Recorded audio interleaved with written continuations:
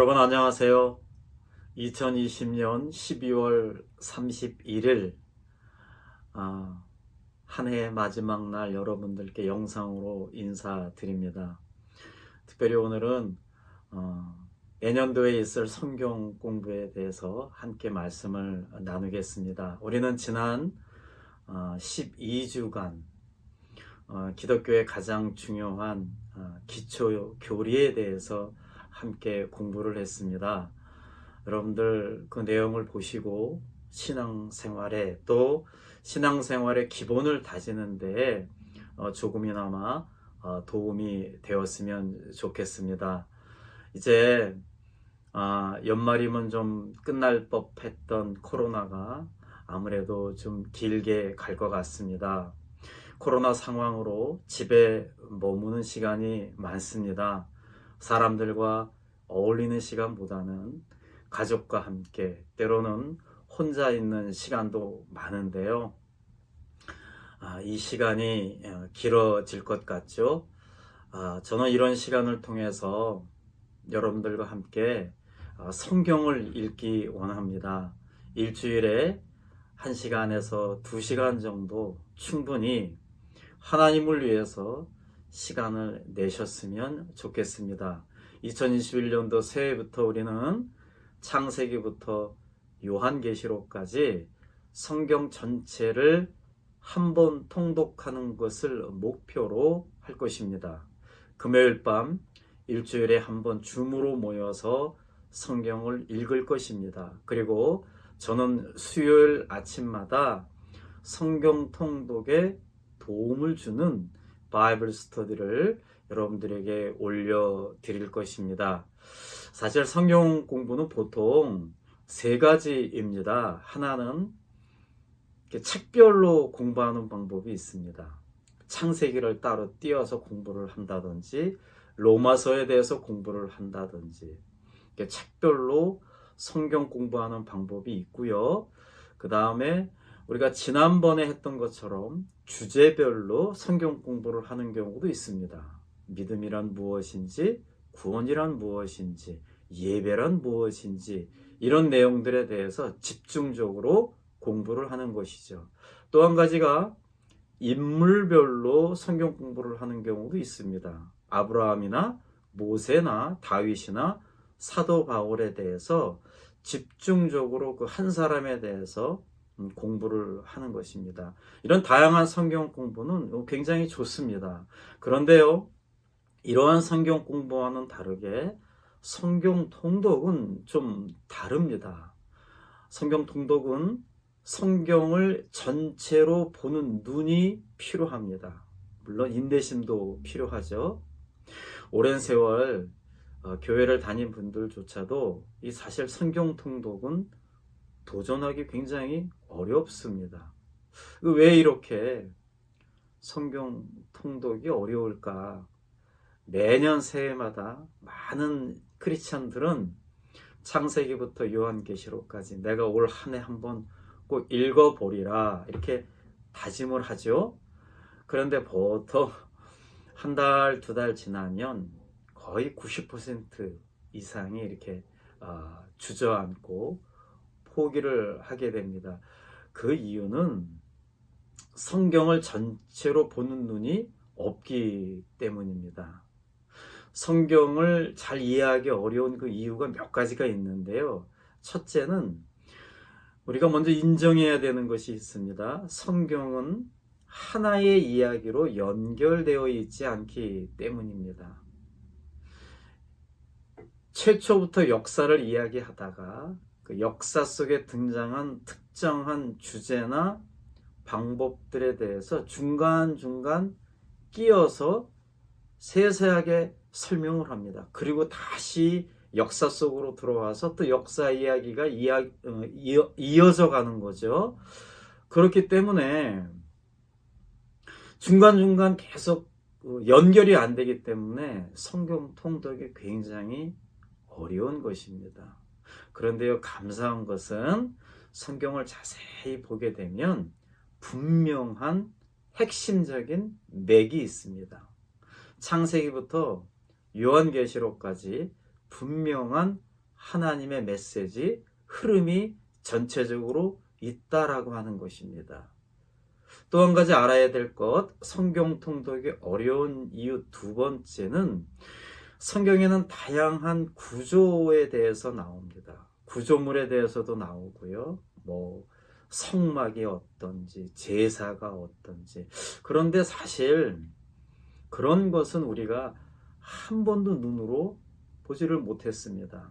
그래서 어려운 것입니다. 마치 우리는 한 번도 우주선에 대해서 직접 눈으로 못 봤지만 설명서는 볼 수 있죠. 하지만 설명서를 아무리 보고 외운들 이 우주선에 대해서 정확하게 모릅니다.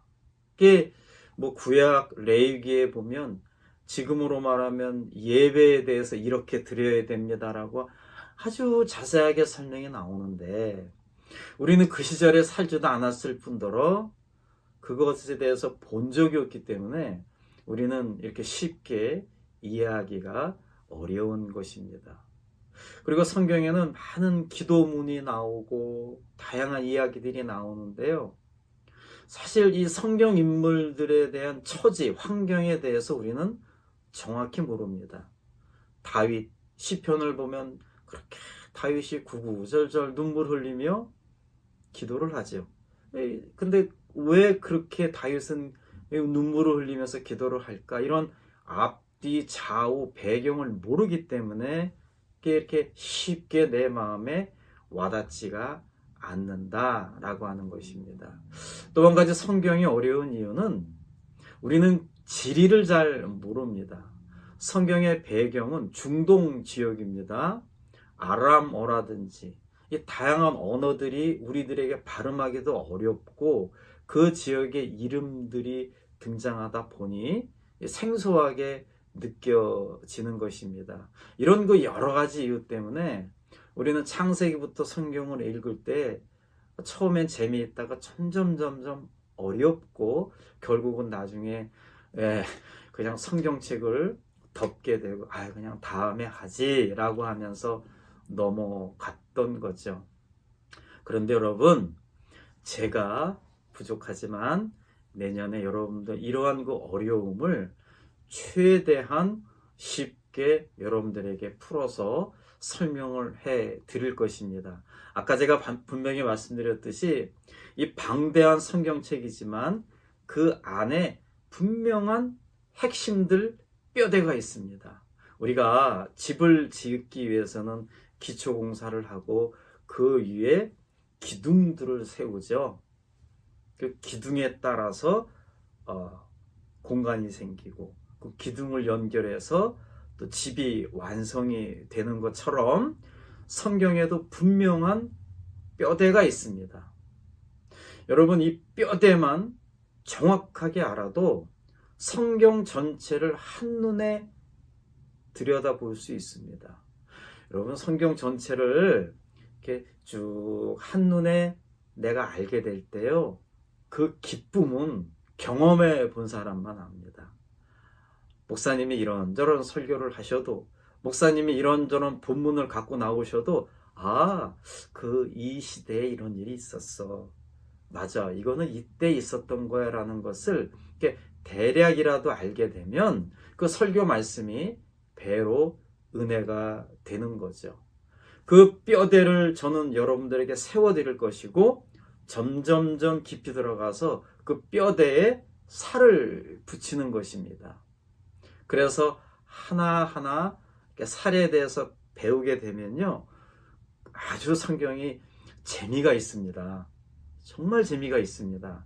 그러면 성경 통독할 때 아주 신납니다. 그리고 이해가 조금씩 되니까 시간도 금방 가고요. 그러면 그것을 한 번, 두 번 체험하고 경험하다 보면요, 나중에 성경 통독하는 시간이 기다려지고 하나님의 말씀처럼 말씀은 달고 오묘한 말씀으로 우리에게 다가오는 것입니다. 여러분, 성경에 나와 있는 말씀들은 우리가 그저 잘 먹고 잘 사는 이야기가 아닙니다. 우리는 반드시 마지막이 있잖아요. 그리고 심판을 받잖아요. 그리고 우리는 영원한 생명길로 갈 거잖아요. 성경 말씀은 이 시대에 길어야 100년, 120년 잘 사는 이야기가 아닙니다. 그 이후에 그 영원한 세계에서 영원히 우리가 행복하게 살 수 있도록 그 길을 안내하고 인도하는 길이 바로 성경의 내용입니다. 굉장히 중요한 거죠. 저는 다음 주부터 본격적으로 성경은 어떻게 성경책이 만들어졌는지, 성경의 구조는 또 어떻게 되어 있는지, 창세기의 핵심적인 사건과 상황은 무엇인지 하나하나 시대에 맞추어서 여러분들에게 설명해 드릴 것입니다. 뼈대를 세우고 그 뼈대에 살을 붙이고, 그래서 여러분들이 그것을 토대로 해서 이제 창세기부터 성경 통독을 해 나갈 것입니다. 여러분 인생의 가장 소중한 시간이 될 것입니다. 제가 확실하게 약속드릴 수 있습니다. 여러분 꼭 그걸 기억하시고요. 제가 수요일마다 성경 공부에 대해서 업데이트할 때 여러분 꼭 들으세요.